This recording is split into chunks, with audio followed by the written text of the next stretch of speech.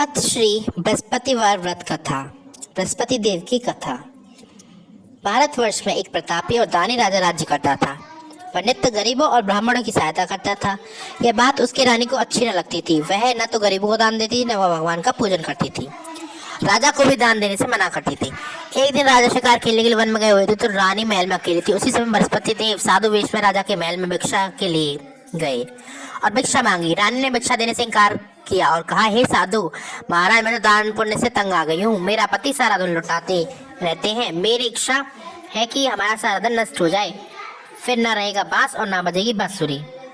साधु ने कहा, देवी तुम तो बड़े विचित्र हो। सभी लोग तो धन की कामना करते हैं, संतान कामना करते हैं, सबको धन चाहिए, लेकिन तुम तो ये कह रहे हो तुम्हारा सारा धन नष्ट हो जाए। पुत्र और लक्ष्मी तो पापी घर भी होना चाहिए। यदि तुम्हारे पास अधिक धन है तो भूखों को भोजन कराओ, प्यासों के लिए प्याऊ बनवाओ, मुसाफिर के लिए धर्मशाला खुलवाओ, जो निर्धन अपनी कुंवारी कन्या को विवाह नहीं कर सकते उनका विवाह करा दो।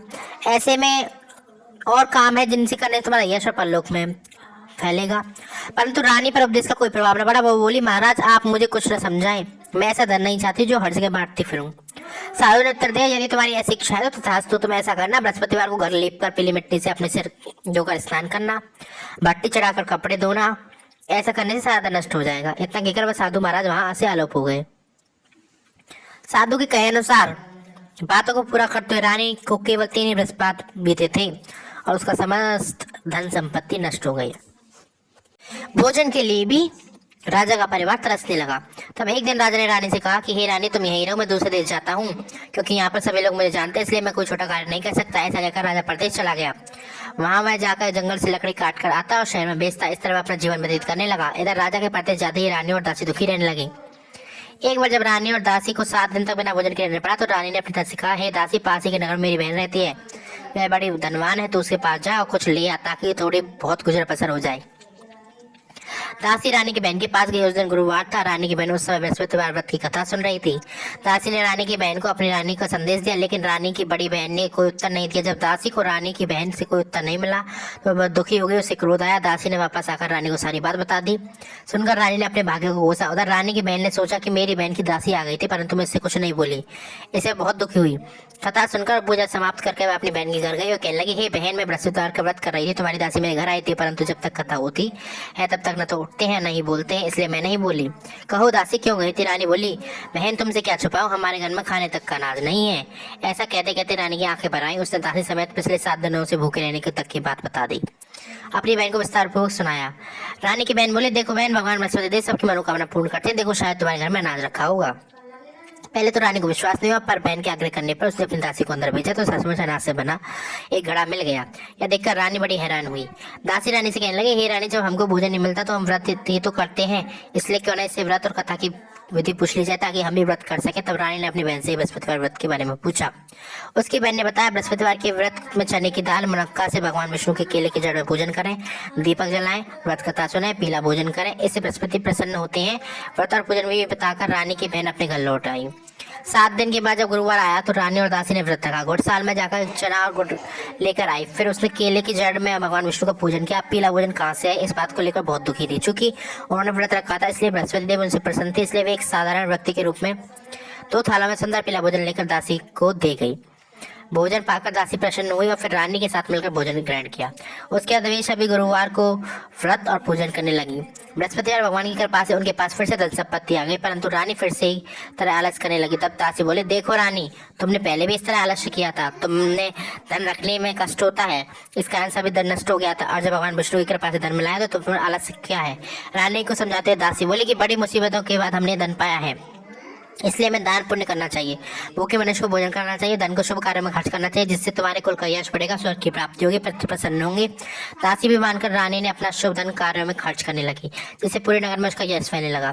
बृहस्पतिवार व्रत कथा के बाद श्रद्धा के आरती की जानी चाहिए। इसके बाद प्रसाद बांटकर उसे ग्रहण करना चाहिए। एक दिन राजा दुखी होकर जंगल में एक पेड़ के नीचे आसन जमा कर बैठ गया। वह अपनी दशा को याद करके व्याकुल होने लगा। बृहस्पतिवार का दिन था। एकाएक उसने देखा कि निर्जन वन में एक साधु प्रकट हुए। वह साधु के वेश में बृहस्पति देवता थे। लकड़हारे के सामने आकर बोले, हे लकड़हारे, इस सुनसान जंगल में तो चिंता में क्यों मग्न बैठा है?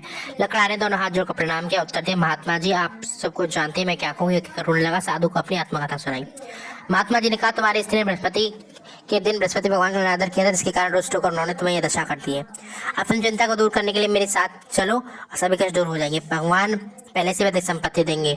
तुम बृहस्पति के दिन कथा किया करो, 2 पैसे के चने मुनक के लाकर उसे प्रसाद बनाओ, शुद्ध जल से लोटे शक्कर मिलाकर अमृत तैयार करो। कथा के पश्चात अपने सारे परिवार को सुनने वाले प्रेमियों को अमृत व प्रसाद बांटने आप भी ग्रहण करो। ऐसा करने से भगवान तुम्हारी सभी मनोकामना पूर्ण पड़ेंगे। साधु के ऐसे वचन सुनकर लकड़हार बोला, हे प्रभु, मुझे लकड़ी बेच के इतना पैसा नहीं मिलता जिससे भोजन के उपरांत कुछ बचा सकूं। मैंने रात्रि को अपनी स्त्री को व्याकुल देखा है, मेरे पास कुछ भी नहीं जिससे मैं उसकी खबर मंगा सकूं। साधु ने कहा, हे लकड़हारे, तुम किसी बात की चिंता मत करो। बृहस्पति के दिन तुम रोजाना की तरह लकड़ी काट कर शहर को जाओ, तुमको रोजाना से 2 गुना धन प्राप्त होगा, जिससे तुम्हें मैली बातें भोजन कर लोगे और बृहस्पति देव की पूजा का सामान भी आ जाएगा। इतना कहकर साधु अंतर ध्यान हो गए। धीरे धीरे समय व्यतीत होने लगा। फिर वही बृहस्पतिवार का दिन आया। लकड़हारा जंगल से लकड़ी काट कर किसी शहर में बेचने गया। उस दिन उसे दिन से अधिक पैसा मिला। राजा ने चना गुड़ आदि लाकर गुरुवार का व्रत किया। उस दिन से सभी उसके कलेश दूर हो गए, परंतु जब दोबारा गुरुवार का दिन आया तो बृहस्पतिवार का व्रत करना भूल गए। इस कारण बृहस्पति भगवान नाराज हो गए। उस दिन नगर के राजा ने विशाल यज्ञ का आयोजन किया। इस शहर में घोषणा की, कोई मनुष्य अपने घर में भोजन न बनावे, न आग जलावे, समय जनता मेरे यहाँ भोजन करने आवे। इस आज्ञा को जो न मानेगा उसे फांसी से दी जाएगी। इस तरह घोषणा संपूर्ण नगर में करवा दी गई। राजा के आज्ञा अनुसार सभी लोग भोजन करने गए, लेकिन लकड़हारा कुछ देर से पहुंचा, इसलिए राजा ने उसे अपने साथ घर ले गए और ले जाकर भोजन करा रहे थे।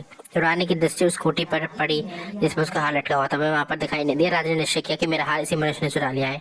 उसी समय सिपाहियों को बुलाकर उसे कारागार में डाल दिया गया। जब लकड़हारा कारागार में पड़ गया, उसे बहुत दुखी का विचार करने लगा कि न जाने कौन से पूर्व जन्म के कर्मों से मुझे दुख प्राप्त हुआ है। तो उसी साधु को याद करने लगा जो जंगल में मिला था।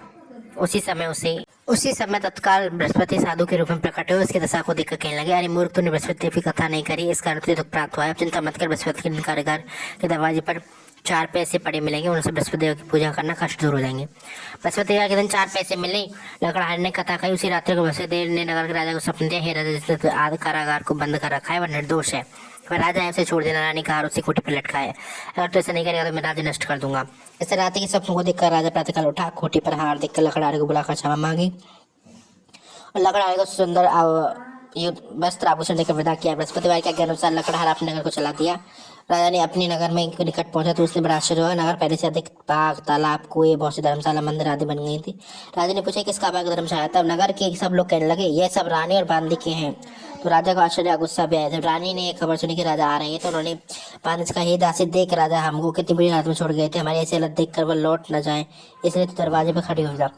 आगे अनुसार दासी दरवाजे पर खड़ी होगी। राजा आए तो उन्हें अपने साथ ले लाई। जब राजा ने क्रोध करके अपनी राज से पूछा कि यह सब धन तुम्हें कैसे प्राप्त हुआ, तो उन्होंने कहा कि हमें से धन बृहस्पति के प्रभाव से प्राप्त हुआ है। राजा ने निश्चय किया कि 7 रोज बाद जो बृहस्पति का पूजन कर रहे थे, परंतु मैं प्रतिदिन 3 बार कहानी और रोज व्रत किया करूंगा। अब हर समय राजा के दुपट्टे में चने की दाल बंधी रहती तथा दिन में 3 बार कहानी कहता।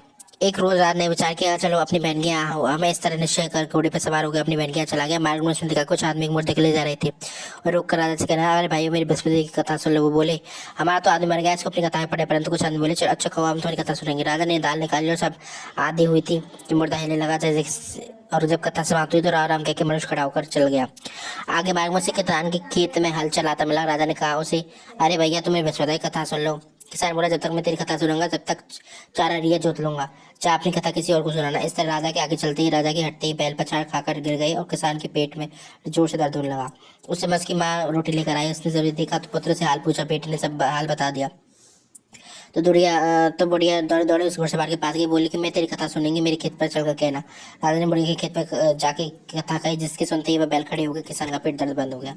राजा अपनी बहन के घर पहुंचा। बहन ने भाई के खूब मेहमान की। दूसरे रोज प्रातःकाल राजा जगा तो वह देने लगा कि सब लोग भोजन करें। राजा ने अपनी बहन से कहा, ऐसा कोई मनुष्य है जिसने भोजन नहीं किया, तो मेरी तुम्हारी कथा सुन ले। बहन बोले, हे भैया, ये ऐसा ही देश है कि पहले हम लोग भोजन करते बाद में अन्य काम करते हैं, अगर कोई पड़ोस में हो तो देखा हूँ। वह ऐसा कहकर देखने गई, परंतु उसे कोई व्यक्ति नहीं मिला जिससे भोजन न किया हो। वह कुमार के घर गई जहाँ लड़का बीमार था। उसे मालूम हुआ कि यह 3 रोज से भोजन नहीं किया है। राजनी ने अपने भाई की कथा सुनने के लिए कुमार से कहा, वह तैयार हो गया। राजा ने जाकर बृहस्पति की कथा कही, जिसको सुनकर वह लड़का ठीक हो गया और राजा की प्रशंसा होने लगी। एक रोज राजा ने अपनी बहन से कहा कि हे बहन, हम घर को जाएंगे, तुम भी अपना तैयार हो जाओ। राजा की बहन ने अपनी सास से कहा, सास ने कहा, चली जा, परंतु अपने लड़कों को मत ले जाना, क्योंकि तेरे भाई की कोई औलाद नहीं है। बहन ने अपने भैया से कहा कि भैया, मैं तो चलूंगी, पर कोई बालक नहीं आया। राजा बोला, जब कोई बालक नहीं आएगा तब तुम ही क्या करोगे? बड़े दुखी मन से राजा अपने घर को लौट गया।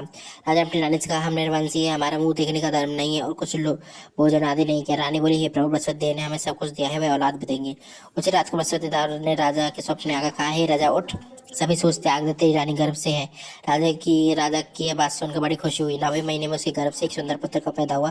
तो राजा बोला, हे रानी, स्त्री बिना भोजन के रह सकती है पर बिना खाए नहीं रह सकती। जब मेरी बहन आवी तो मुझसे कुछ मत कहना। रानी सुनकर हाँ कर दिया। जब राजा की बहन ये सब समाचार सुना तो वो खुश हुई, बधाई लेकर अपने भाई के यहाँ आई। तब रानी का घोड़ा चढ़कर तो नहीं आई, गधा चढ़ी आई। राजा की बहन बोली, भाभी मैं तो इस प्रकार न कहती तो तुम्हें औलाद कैसे मिलती। बृहस्पति देव ऐसे ही हैं, जैसे जिसके मन में कामना है सभी को पूर्ण करते हैं। जो सद्भावना पूर्वक बृहस्पतिवार का व्रत करता है एवं कथा पढ़ता है, सुनता है, दूसरों को सुनाता है, बृहस्पतिवार उसकी सभी मनोकामनाएं पूर्ण करते हैं। अगर आपको हमारी वीडियो पसंद आई है तो वीडियो को लाइक कर दें। अगर आप हमारे चैनल पर नए हैं तो चैनल को सब्सक्राइब कर दें। मिलते हैं हम आपसे ऐसी वीडियो में, जब तक के लिए जय जय श्री।